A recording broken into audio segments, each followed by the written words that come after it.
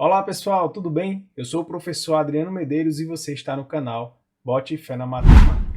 Então estou trazendo aqui para vocês a prova que foi aplicada aí pela CESP e Sebrasp aqui no concurso da Polícia Civil da Paraíba aqui no ano de 2022 para o cargo de apoio técnico, tá bom? Então ficou faltando eu resolver essa prova e estou trazendo aqui as questões comentadas para vocês, tá bom? Aproveito também para lembrar, pessoal, do nosso site, né? Se você ainda não conhece, né? A gente está montando aqui, né? Nosso site tem a parte aqui de raciocínio lógico, né? Para concurso. Então, se você acessar aí, você já vai ver, ó, a banca FGV, a OCP, né? E o site está sendo organizado aí e graças ao seu apoio, né? Quando você deixa esse seu like no vídeo, quando você se inscreve no canal, isso tudo vai ajudando ao desenvolvimento do nosso canal e do nosso site, né? Então aqui você pode pegar provas anteriores, estudar por assunto, né? E eu aproveito para dizer, qual é a banca que você está mais interessado nesse momento? Qual é o concurso que você está focado, né, em prestar? O que é que você quer ver aqui no canal? O que é que você quer que a gente priorize aqui na construção? Né? Porque essa construção ela leva tempo, mas a gente quer ir construindo de acordo com a sua necessidade para que seja mais útil para você, tá bom? Então pode deixar aí nos comentários aí que vai ser de grande valia tanto para você quanto para a gente aqui, porque a gente vai poder lhe ajudar de uma forma melhor, tá bom? Então vamos aqui passar para a resolução da prova. Então essa prova, né, ela é uma prova aí com 6 questões, acho que 6 questões.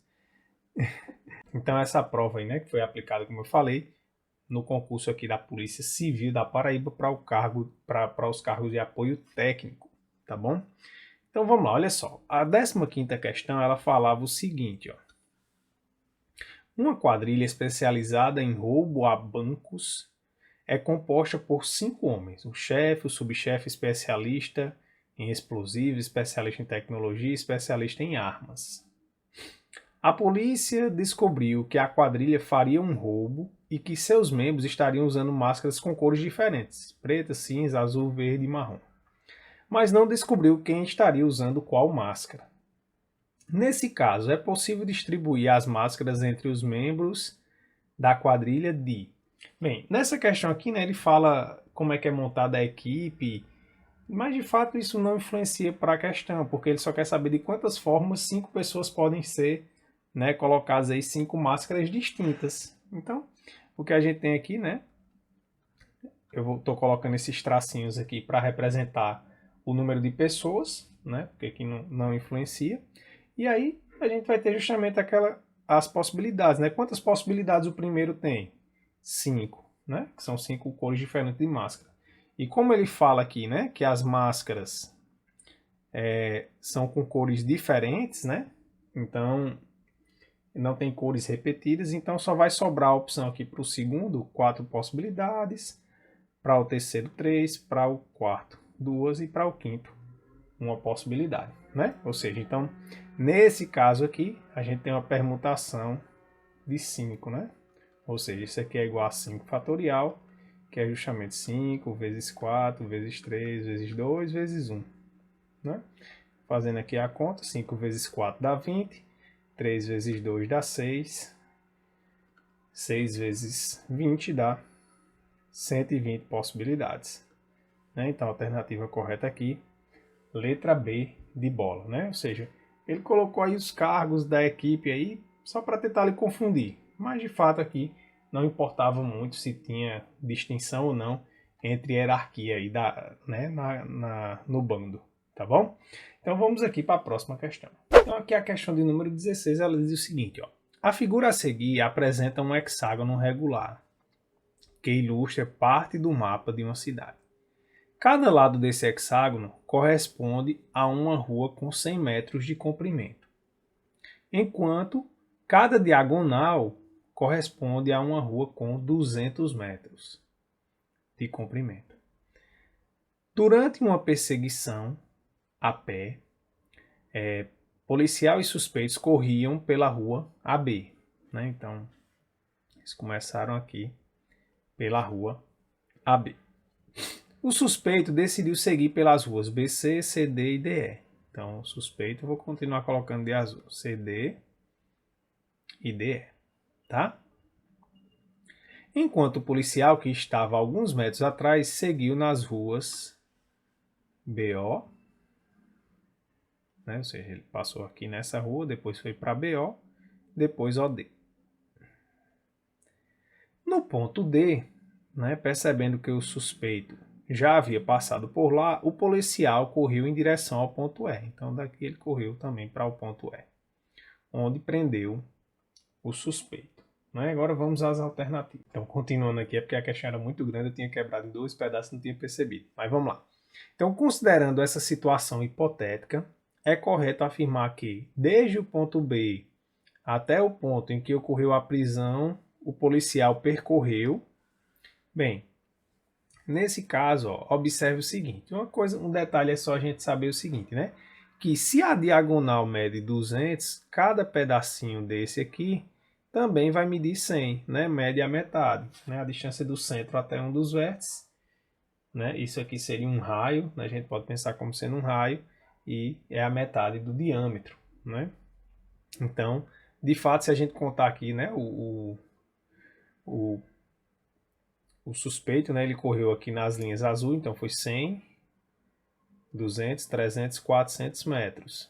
E se a gente contar as setinhas vermelhas, 100, 200, 300, 400 metros. Né? Então eles percorreram ó, a mesma distância, né? O policial e o suspeito. Então, a mesma distância que o suspeito, a alternativa correta aqui, letra A. Tá bom? Vamos aqui para a próxima questão. Então aqui a questão de número 17 é uma questão de teoria do conjunto. Né? Então ela fala o seguinte, ó. Dos 260 agentes de determinada delegacia, 120 praticam atividade física, 130 consultam-se com médicos e 45 não fazem nenhuma dessas duas coisas. Nesse caso, o número de agentes que apenas praticam atividade física é igual a. Bem, então aqui a gente tem uma situação, né? Vou colocar aqui dois conjuntos. O primeiro eu vou colocar A para os que praticam atividade física e vou colocar M para aqueles que consultam-se com o médico, né? Bem, observe que o conjunto universo da gente é 260. E a gente tem a informação que 45, né, não faz nenhuma dessas duas atividades. Então, se eu quero saber a união, né, entre os... Ou seja, eu quero saber o total, né, de agentes que ou praticam atividade física ou consultam-se com os médicos, ou seja, a união entre A e M, basta eu pegar 260 e subtrair dos 45, né, que não fazem nenhuma dessas duas coisas. Então, aqui dá 5, vem um para cá, 215.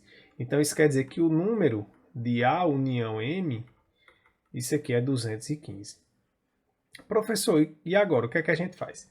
Aí, como eu sempre falo, né, aqui a gente tem diversas formas de resolver. Uma forma mais rápida, né, porque a gente precisa encontrar primeiro a interseção, né, para a gente saber apenas os que fazem educação física ou apenas os que fazem consulta médica, né? A gente só vai conseguir quando a gente encontrar a interseção.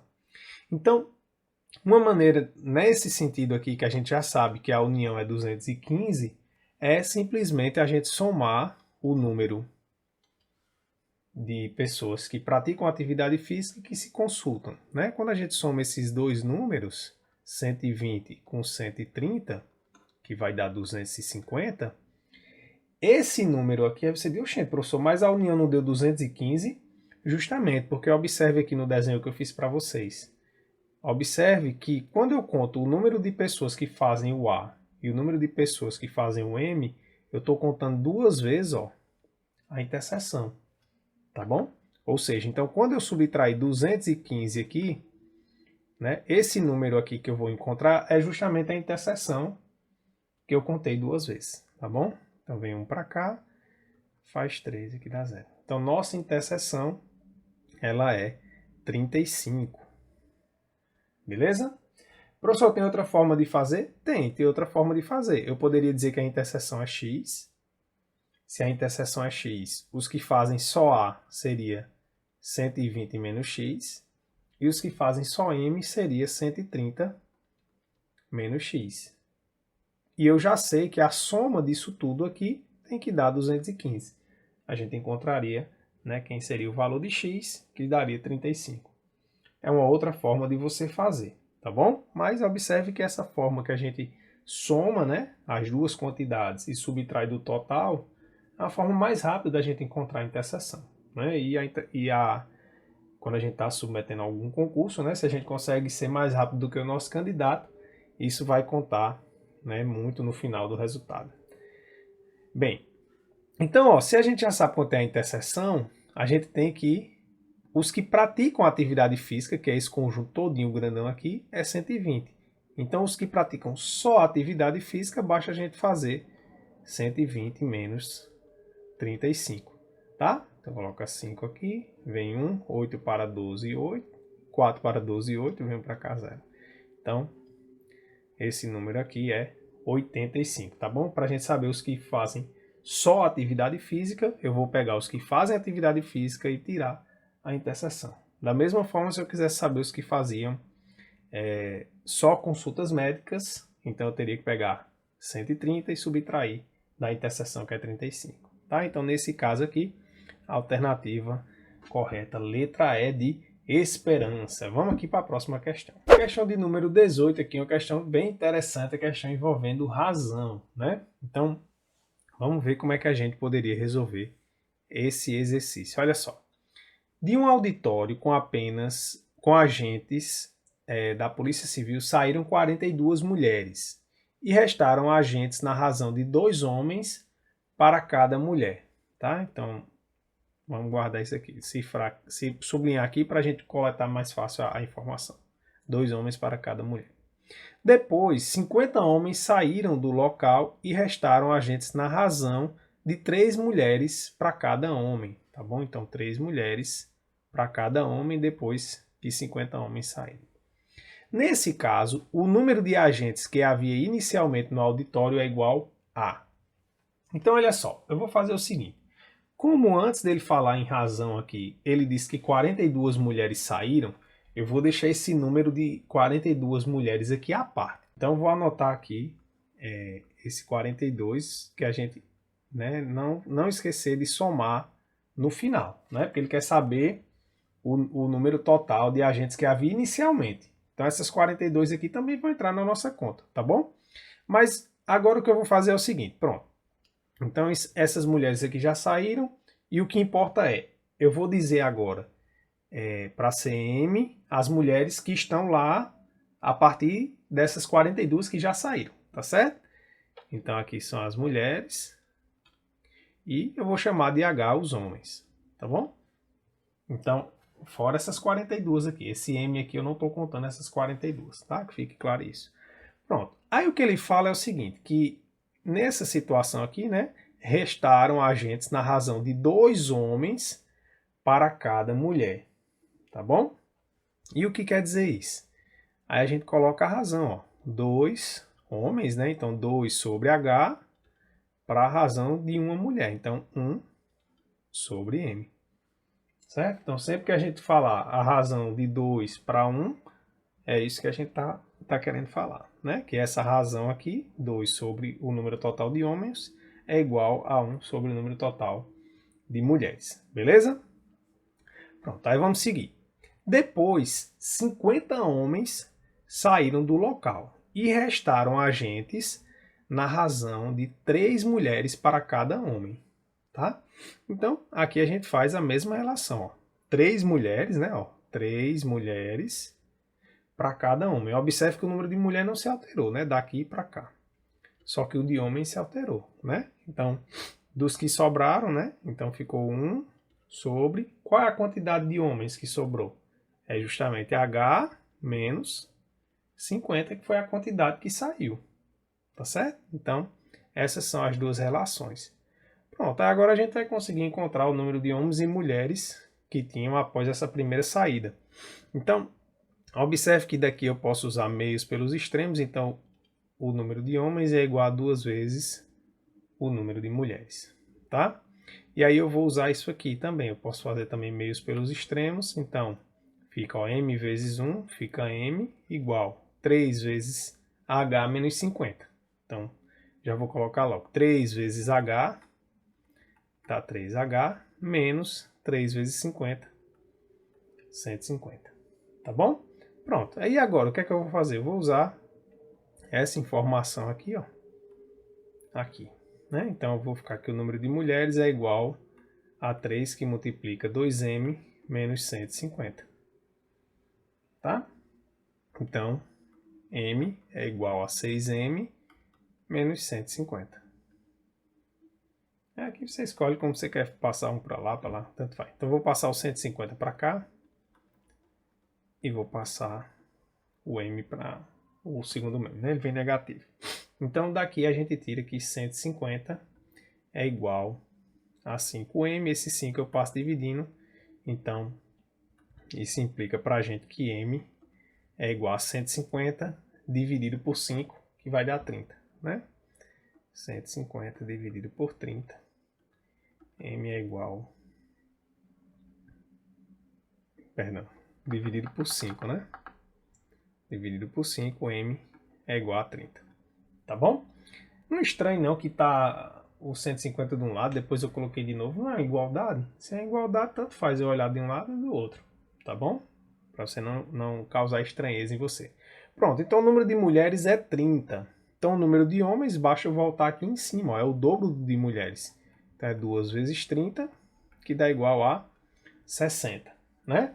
Aí é só tomar o cuidado, né, de lembrar que não vão ser só 90, uma vez que tiveram essas 42 mulheres que saíram lá no início, né? Então ele quer saber quantos, né, agentes tinham desde o início. Então aqui deu 90, né, ó, 60 mais 30 mais 42. Então 90 mais 42, isso aqui vai dar 132 agentes, né? Alternativa correta aqui, letra B de bola, tá bom? Vamos aqui para a próxima questão. Então vamos aqui para a penúltima questão, a questão de número 19, né? Já adianto que essa questão ela foi anulada pela banca AOCP e vamos entender por que essa banca, porque essa questão foi anulada pela banca e também vamos ver, vamos ajustá-la, né?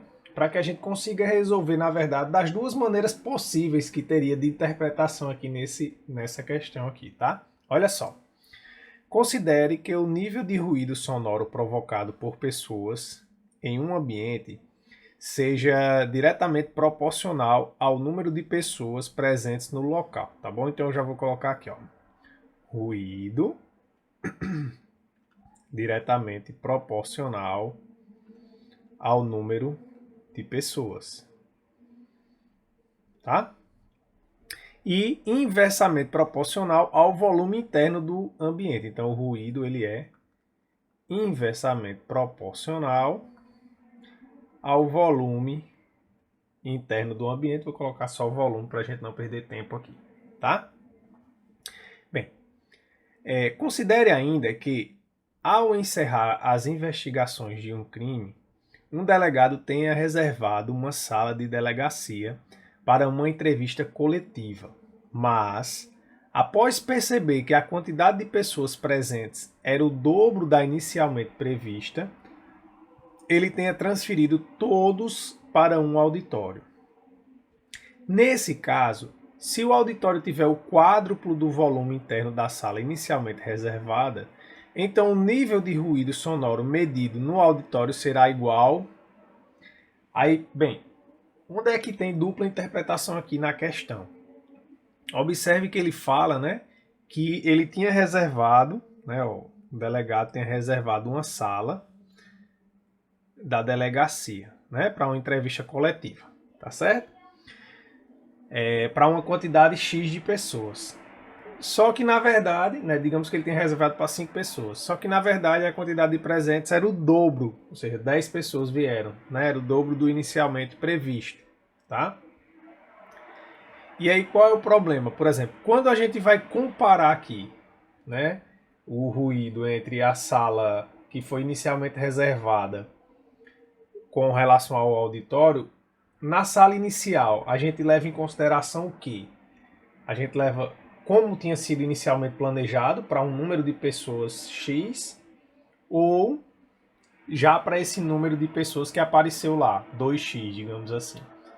Entende? Então esse é o problema que teve realmente, não ficava claro aqui, né? Tinha uma dupla interpretação aqui, não ficava claro qual era a situação que a gente tinha que considerar. Pelo gabarito preliminar da banca, a intenção dela era que a gente considerasse como ela foi reservada inicialmente para aquela quantidade X de pessoas, tá? Mas aí, como a gente está aqui também para aprender, eu vou resolver considerando as duas situações. O que é que mudaria, professor? Aí vamos perceber aqui o que é que mudaria. Olha só. Então, eu vou considerar primeiro a situação seguinte, ó, que chegaram o dobro de pessoas. Então, a gente tem aqui, ó, número de pessoas. Então, chegou lá uma quantidade de pessoas, que eu vou chamar 2P. Tá? Foi essa quantidade de pessoas que chegou lá, 2P. Só porque ele disse que era o dobro.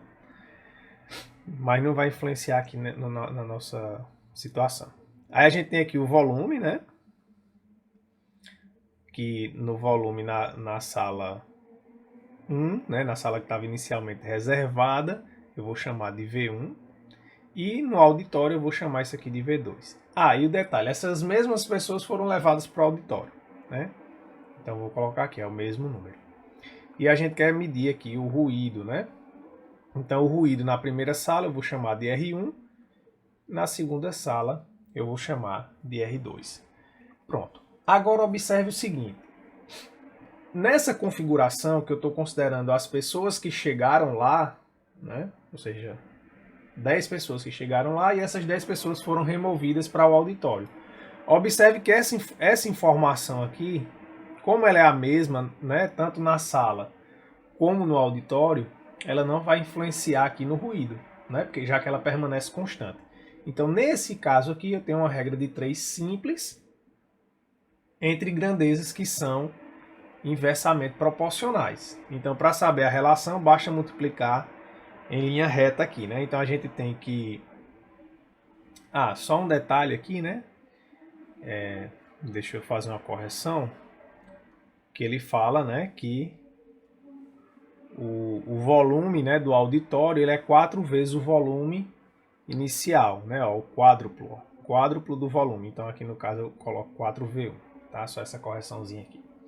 Bem, então, na verdade, eu tenho o seguinte, né? Ó, multiplicando aqui, eu tenho 4V1 vezes R2, multiplicando aqui, é igual a V1 vezes R1. Pronto. Aí eu simplifico aqui, ó, tem V1 aqui e V1 aqui, né? Você pode imaginar, eu estou multiplicando por 1 sobre V1 dos dois lados, né? Então ele simplifica. E esse 4 aqui eu vou passar dividindo, né? Então, na verdade, a gente fica que R2 é igual a R1 sobre 4, tá? Então, nessa situação que eu estou considerando as pessoas que chegaram lá, né, e que elas apenas foram levadas para o auditório, a mesma quantidade, a gente teria que o item correto seria o item A, né, ó. Então, o nível de ruído sonoro medido no auditório será, perdão, item A não, item B, a quarta parte do que seria medido na sala, né, ó, R1 sobre 4, tá bom? Agora, eu vou resolver o mesmo problema considerando o que a banca gostaria que tivesse sido, né? Ou seja, que você está considerando o que tinha sido planejado e a situação real lá no auditório, tá? Então ele vai comparar o ruído com a situação planejada, vamos comparar agora o ruído com a situação planejada e com a situação real lá do auditório. Então aqui, né, na segunda forma, né, que eu vou fazer, que é o que a banca considerou, né, que é justamente a situação em que eu tenho a situação planejada, né, que tem um certo número de pessoas, que eu estou chamando de P, né, numa sala que tem um volume, né, inicialmente, e produzir um ruído R1. Mas, de fato, ele vai comparar agora com o auditório, com a quantidade de pessoas que apareceram, né, 2P, e nesse caso ele fala, né, que tem o quádruplo do volume, como a gente já tinha visto anteriormente. Então a gente quer saber a relação desse ruído R2 aqui. Beleza. Então eu vou fazer aqui, né, isso aqui é uma regra de 3 composta, e eu vou fazer aqui usando o método das setas, tá bom? Então ele já falou, ó, que o ruído é diretamente proporcional ao número de pessoas. Então eu vou colocar aqui, deixa eu usar outra cor, vou usar aqui o vermelho. Então eu vou colocar a setinha aqui para o mesmo lado, né, que o ruído, né, e o número de pessoas, e o volume ele é inversamente proporcional. Então eu vou colocar aqui ao contrário. Bem, então quem é a variável que a gente quer encontrar? Bem, a gente quer encontrar o R2, né? Então o método dessas setas fala o seguinte, né, que o R2 ele vai ser igual, tá, ao R1, ou seja, o cara que está na mesma coluna que ele, vezes o quociente aqui, em que no numerador vai aparecer, veja, o R2, a setinha está apontada para ele, né? Então vai aparecer o produto dos termos que as setinhas estão apontadas para ele. Então vai ficar ó, 2P vezes V1, tá? Que a setinha está apontada para ele. E dividido pelos que a setinha está por trás agora. Então vai ficar o P vezes 4V1. Tá bom? Depois eu vou gravar com mais calma esse método aqui, mostrando outros exemplos para vocês. Pronto. Então agora observe ó, que eu simplifico aqui ó, P com P, V1 com V1. Então a gente tira aqui que R2 é igual a 2 sobre 4, que eu posso simplificar por 2, dá 1 meio, né? Então fica R1 sobre 2. Então nessa situação que eu estou comparando a situação planejada com a situação real do auditório, né?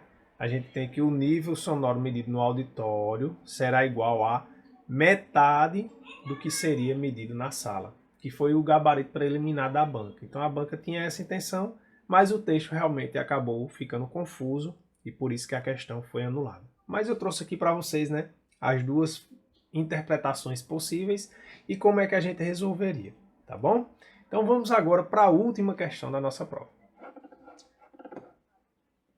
Então a última questão aqui é uma questão de lógica proposicional, é uma questão bem interessante aqui, que a gente tem que estar atento para não errar, né? Então olha só, assinale a opção que apresenta uma proposição que seja logicamente equivalente à negação da seguinte proposição, né? Ou seja, então primeiro ponto, eu tenho que negar, né, essa proposição que está aqui.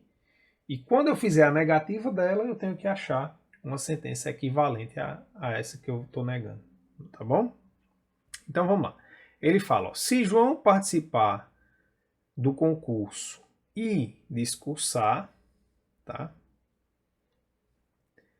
Ele será premiado, né? Então, ele será premiado. Essa vírgula aqui, né, ela está fazendo aí, às vezes, do então, né? Então, o que eu tenho aqui é uma condicional. Só que a questão é que na proposição aqui, né, eu tenho, na verdade, uma conjunção aqui, né? Tem um conectivo i. Então, de fato, ó, João participar do concurso, eu posso chamar isso aqui de um P. Discursar, posso chamar isso aqui de um Q. E será premiado chamar isso aqui de proposição R. Então, de fato, o que a gente tem aqui, a estrutura lógica que a gente tem aqui é essa, né? Ó, P e Q implicando em R. Tá? Então, essa é a estrutura lógica que a gente tem aqui. Então, ele quer o quê? Uma proposição que seja logicamente a negação dessa. Então, a primeira coisa que eu tenho que fazer é negar. E como é que a gente nega o se então? Né? A condicional. Bem, para negar a condicional, a gente primeiro pega um equivalente a essa. Né? Então, a sentença que é logicamente equivalente a essa é não negar a primeira, né? Não, P e Q ou R.